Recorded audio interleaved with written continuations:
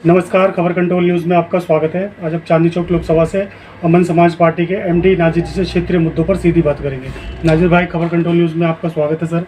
जी सबसे पहले मेरा यही क्वेश्चन रहेगा सर आपसे कि चांदनी चौक लोकसभा से आपने फाइट की, क्या लगता है इस बार सर आपको? देखिए, चांदनी चौक से लोकसभा से फाइट तो अच्छा रहा, बढ़िया रहा हमारा अनुभव। वहाँ के लोग भी बढ़िया हैं, मिलनसार लोग हैं, उन्होंने पूरी सपोर्ट की। देखिए, मैं इलेक्शन लड़ना नहीं चाहता था, वहाँ की जनता ने हमें वहाँ चुनकर उन्होंने अपने सहयोग से अपने पास से पैसा खर्च करके हमें लड़ाया। वहाँ की जनता ने इससे पहले भी हमारे कैंडिडेट वहाँ निगम में लड़ चुके हैं, इसलिए हमारी वहाँ ज़्यादा पहुँच थी, उनमें लोगों में उठ बैठ थी, यानी उनके मेल मिलाप था, इसलिए वहाँ हम चुनाव लड़ने पहुँचे। और वो दूसरी बात ये, वो एरिया बड़ा अजीबोगरीब एरिया है, जो दिल्ली का एरिया है, जो मुस्लिम बहुल क्षेत्र है। इतनी घनी आबादी है उस क्षेत्र में कि लोगों को, मैं ये कहता हूँ, रहते कैसे हैं। एक ज़िंदगी उनकी इतनी अजीबोगरीब ज़िंदगी है कि हम गलियों में घूमे, हमने वहाँ हिसाब देखा, पतली पतली गलियाँ हैं, गंदगी का अंबार लगा हुआ है, पानी का सिस्टम नहीं है और पानी के लिए लोग तरस रहे हैं।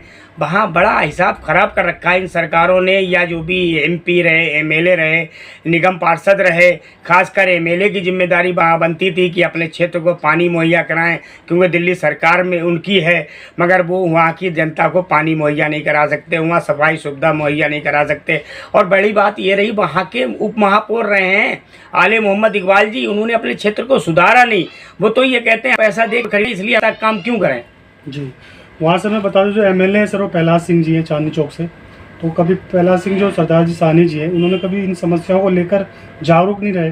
देखिए, ये चांदनी चौक विधान लोकसभा जो है, इसमें 3 सीटें ऐसी हैं जो मुस्लिम बहुबल क्षेत्र है, तो उसमें जो विधायक हैं वो काम नहीं करते हैं। इन जो मुस्लिम बहुबल क्षेत्र के विधायक हैं, अदर में बाकी हमने और भी देखा। आपका जो एरिया इसमें है, आपका मॉडल टाउन है और आपका शालीमार बाग है, पीतमपुरा है, क्या बढ़िया एरिया है, क्या हिसाब बढ़िया है, सब कुछ ठीक है। यहाँ के विधायकों ने, जो मुस्लिम बहुबल क्षेत्र के विधायक रहे या एमएलए रहे, इन्होंने काम नहीं किया है। और फिर रही भाजपा के बाद, भाजपा के 700 सांसदों ने काम नहीं दिल्ली में किया है, कुछ भी काम नहीं किया उन्होंने। सारा जो फंड था वो वापस करके दिया है, उन्हें फ़ायदा है। फंड अगर वापस करते हैं 40 से 50% इन्हें अपने मिल जाता है, तो ये क्यों क्षेत्र के लिए काम करेंगे? अरे पहले तो इन्हें सोचना चाहिए, जनता के लिए काम करें। जनता ही जनार्दन है, जनता ने हमें चुनकर भेजा हुआ है, तो जनता के लिए काम क्यों ना करें?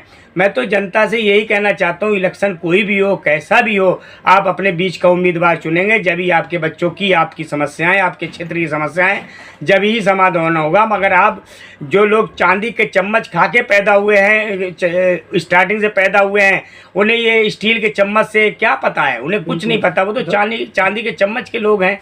आपके पास क्या है? आपके पास 2 बद्दी की चप्पल है, वो तो पैराशूट वाले लोग हैं। पैराशूट से आते हैं, पैसे के बल पे जीत के चले जाते हैं। सर डॉक्टर साहब, वहाँ डॉक्टर हर्षवर्धन जी वहाँ से सांसद रहे सर चांदनी चौक लोकसभा से, उन्होंने भी अपने कार्यकाल में कुछ भी नहीं किया। आपने जनता के बीच क्या क्या वादे रखे थे इस बार? देखिए, हमने जनता के बीच में बहुत सारे वादे रखे। सबसे बड़े, हमने क्षेत्र में जो बच्चे पढ़ाई करते हैं उनके एजुकेशन का मुद्दा उठाया, और हमने सबसे बड़ा मुद्दा ये उठाया है, और अमन समाज पार्टी उठाती रहेगी, जो हमारा देश का संविधान है। जब बच्चा 9वीं क्लास में आता है, 12वीं तक उससे संविधान की पूरी जानकारी होनी चाहिए, और उसके सिलेबस भी होने चाहिए, उस पर उनके पेपर भी होने चाहिए। जब भी संविधान अगर बच्चे को पूरे दिमाग में होगा, तो उसके साथ कोई नाइंसाफ़ी, कोई किसी किस्म की समस्या और कोई घटना नहीं घट सकती। और दूसरी बात यह है कि जैसे आपका एमपी का फंड होता है, उसमें बड़ा पैसा होता है। अब 12वीं तक बच्चे आते आते दम तोड़ देती है पढ़ाई, क्योंकि माँ बाप मजदूर पेशा लोग होते हैं, नीचे दर्जे के, महंगाई ज़मीन आसमान पे है, तो इसलिए उनके लिए पढ़ाई के बंदोबस्त आगे नहीं होता। अगर अमन समाज पार्टी मैं जीत के आता हूँ, तो मैं उसमें सबसे बड़ी बात ये, आपने जो फंड मिलेगा उस फंड से उन 12वीं की क्लास के बच्चों की आगे की पढ़ाई, ग्रेजुएशन, पोस्ट ग्रेजुएशन तक की, और कोई भी डिप्लोमे वो हम मुफ्त में कराएंगे, फ्री ऑफ कॉस्ट कराएंगे। इसी तरीके वहाँ जो डिस्पेंसरी हैं, वहाँ बारात घर की कमी है, और वहाँ सफाई की सिस्टम बहुत बेकार है। पानी का सिस्टम, सबसे बड़ी समस्या है वहाँ पानी की। अगर हमारी पार्टी से, हम खुद चुन के आते हैं अमन समाज पार्टी से, हम सबसे पहले गंगा जल उपलब्ध कराएंगे पूरी पार्लियामेंट पीसी में, क्योंकि वहाँ लोगों की ज़रूरत है। और लोगों को देखिए, वोट चाहे वो गरीब आदमी का हो, अमीर का हो, या हिंदू का हो या मुसलमान का हो, क्रिश्चियन का हो या सरदारों का हो या किसी भी उसका हो, वोट की कीमत बराबर है, पावर बराबर है, इसलिए उन्हें सारी सुविधाएं बराबर से मिलनी चाहिए। इस बार क्या लगता है सर, दिल्ली की 7 सीटों में से 1 सीट आप जीत रहे हैं? जी बिल्कुल जीत रहे हैं। देखिए इलेक्शन जब लड़ा जाता है तो दावे सब करते हैं हम जीत रहे हैं, पहले तो हम जीत रहे हैं, बाकी जो ऊपर वाला करेगा, जो जनता का जो भी फैसला होगा उसे सराखों पे होगा, ठीक है। बाकी दिल्ली की 7 सीटों में जो है आप ये लगा लीजिए, कांग्रेस 2 सीटें जीत रही है, आम आदमी 2 से 3 सीटें जीत रही है, बाकी बीजेपी जीत रही है। तो सीधा आप ये कहना चाहते हैं बीजेपी की इस बार सुपड़ा साफ होने जा रहा है? हाँ, दिल्ली में बीजेपी का सुपड़ा साफ होने जा रहा है, क्योंकि बीजेपी के कामों से लोग खुश नहीं हैं।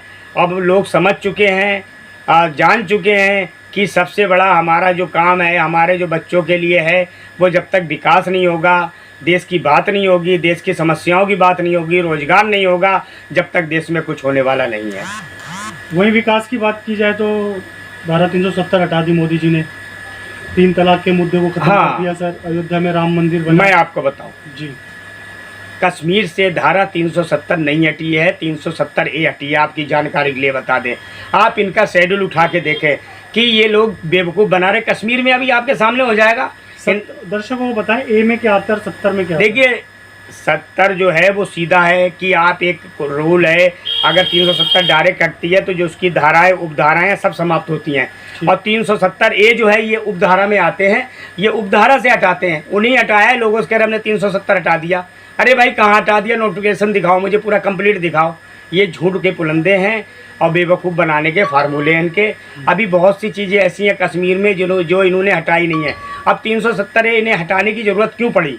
इन्होंने जो वहाँ पे जो लोग हैं, हम दिल्ली के लोग हैं, बिहार के हैं, मध्य प्रदेश के हैं, महाराष्ट्र के हैं, वहाँ पे ज़मीन नहीं ले सकते थे।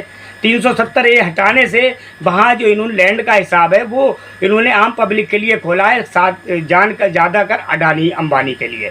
क्यों ये वहाँ पे खरीदेंगे, वो स्वर्ग है हिंदुस्तान का, और वहाँ लोग जाएंगे घूमने तो वहाँ बड़ा महंगा हिसाब होने वाला है, क्योंकि इनके अडानी और अंबानी के अंडर में वहाँ 60% से ज़्यादा भूमि आ चुकी है और भी लेना चाहते हैं।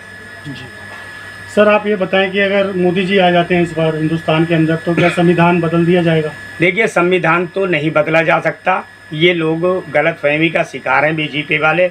देखिए इसमें पूरा भारत जो है सत्याग्रह कर देगा, रोटों पे आ जाएंगे, इनके काबू में नहीं रहेगा, क्योंकि इसमें फिर इमरजेंसी लगानी पड़ेगी।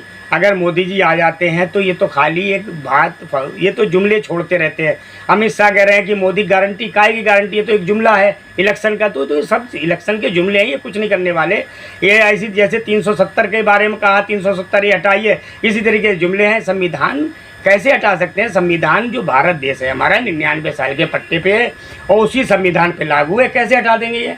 बिल्कुल, ये भारतीय जनता पार्टी नहीं कह रही, अन्य पार्टी के लोग कह रहे हैं कि मोदी जी आते तो संविधान में फेरबदल होगा। ना, फेरबदल तो कांग्रेस ने भी किया है, फेरबदल तो इन्होंने भी किया है। ये तो जो संविधान में कुछ चीज़ें से छेड़छाड़ हुआ है, और ये जो भी सरकारें आई हैं, आएंगी, आती रही हैं, छेड़छाड़ करती रहेंगी, इसमें कोई शक नहीं है। किसने संविधान नहीं बदला, मगर उसकी धाराओं की उपधाराओं को बदलते हैं, मेन धाराओं को ये छेड़ भी नहीं सकते। जिस तरह सर आप कह रहे हो इंडिया गठबंधन जीत रही है सर हिंदुस्तान के अंदर, तो ये भी सुनने में आ रहा है कि 1 साल के लिए प्रधानमंत्री बनाए जाएंगे सभी पार्टियों को। देखिए सबसे बड़ी बात यह है, जो अलायंस है उनने साफ कह दिया था। देखिए मैं अलायंस का हिस्सा नहीं हूँ, मगर मैं बताता हूँ कि अलायंस ने साफ कह दिया है जिसकी सबसे ज़्यादा सीटें आएंगी प्रधानमंत्री उसी का होगा। और जाहिर सी बात, अच्छी बात है, जो क्या नाम है दल का नेता उसी को चुना जाए जिसकी सबसे ज़्यादा सीटें आई। ये थोड़ी है कि 10 सीटों वाला कर मैं अपना प्रधानमंत्री बनाऊँगा। अरे जिसकी सबसे ज़्यादा सीटें आती हैं उसी का प्रधानमंत्री बनेगा और उसी का ही रहना चाहिए। अगर इन्होंने फेर बदलाव किया तो इनके लिए नुकसानदेह होगा। और जो कह रहे कि 1 साल के लिए प्रधानमंत्री बना दिया जाएगा, नहीं, 1 साल के लिए कोई ऐसी विपक्ष ने नहीं कहा कि हम प्रधानमंत्री 1 साल 2 साल बनाएंगे। ये सिर्फ बीजेपी की मनगढ़ंत कहानी है, ऐसा कुछ नहीं आया। किसी ने अभी तक ये नहीं कहा कि प्रधानमंत्री कौन बनेगा, कितने साल के लिए। उन्होंने यही कहा है कि जो जनमत आएगा उसके आधार पर हम चुनेंगे। अमन समाज के आप राष्ट्रीय अध्यक्ष हो सर? जी, मैं अमन समाज पार्टी का राष्ट्रीय अध्यक्ष हूँ, और ये अमन समाज पार्टी गरीब जनता की आवाज़ है, गरीब लोगों के हक हुकूक और उनके साथ मिलकर काम कर रही है। पार्टी जो है गरीब लोगों के ही काम कर रही है, अमीरों के लिए पार्टी में जगह नहीं है, ना अमीरों के लिए काम करती है। कितने सीटों पे लड़वा रहे थे दिल्ली में से? देखिए दिल्ली में वैसे तो मेरा सारों सीटों पे लड़ाने का था, मगर कुछ मौके का हिसाब हुआ, समय की बात रही। महाराष्ट्र में कैंडिडेट उतर रहे थे, वो वहाँ लड़े हैं, तो हमने यहाँ चांदनी चौक से पर्चा इसलिए बड़ा कि हमारी पार्टी की आमद रहे, लोगों को पता रहे कि अमन समाज पार्टी है और लोग जनता जिता के भी भेज सकती है। ऐसी बड़ी बात नहीं है। जब जनता का मूड बदलता है तो सब कुछ हो जाता है। आप केजरीवाल को ले लीजिए, कौन जानता था जब जनता का मूड बदला तो जिसने केजरीवाल में अगर कुत्ते के भी गले में पट्टा डाल दिया वो भी जीत के आ गया था। तो सब समय की बात है, उसमें तो सब देखा जाता है। जो भी होगा फैसला वो जनता का होता है, जनता जनार्दन है, इसलिए जो भी है ठीक है। अंत में मेरा आपसे ये क्वेश्चन है, चांदनी चौक लोकसभा से जो आज़ाद उम्मीदवार थे, कम से कम 28 उम्मीदवार उतारे गए थे इस बार। क्या लगता है इसका नुकसान किस पार्टी को होने जा रहा है? देखिए, चांदनी चौक में 25 उम्मीदवार हैं टोटल, स्टैम्प मिला के 26वां नोटा है। और देखिए, सब अपनी अपनी किस्मत से लड़ते हैं और उन्हें हक है लड़ने का, संविधान के हिसाब से, लोकतंत्र के हिसाब से तो लड़ें, कोई दिक्कत नहीं। हम तो उन्हें बुरा नहीं कहें, अच्छी बात है। हम तो चाहते हैं कि 100 कैंडिडेट लड़ने चाहिए, गरीब आदमी भी लड़ना चाहिए। जब ही निकल के आता है असली लोकतंत्र का चेहरा जब निकल के आता है, जब वोटिंग सबके हक में हो और उसमें कुछ 100 वोटों का अंतर आके जीते, उसे लोकतंत्र कहते हैं। अब ये 2020 का मैच चल रहा, कभी बीजेपी, कभी कांग्रेस, कभी ये, कभी वो, ये सब बेकार है। ये जनता की भलाई के लिए नहीं है। जनता को सोचना पड़ेगा, समझना पड़ेगा। अगर उन्हें अच्छा नेता चाहिए तो अपने बीच से चुनना पड़ेगा। बहुत बहुत धन्यवाद नाजिर भाई, आपने समय निकाल के हमसे बात की। शुक्रिया, धन्यवाद सर आपका।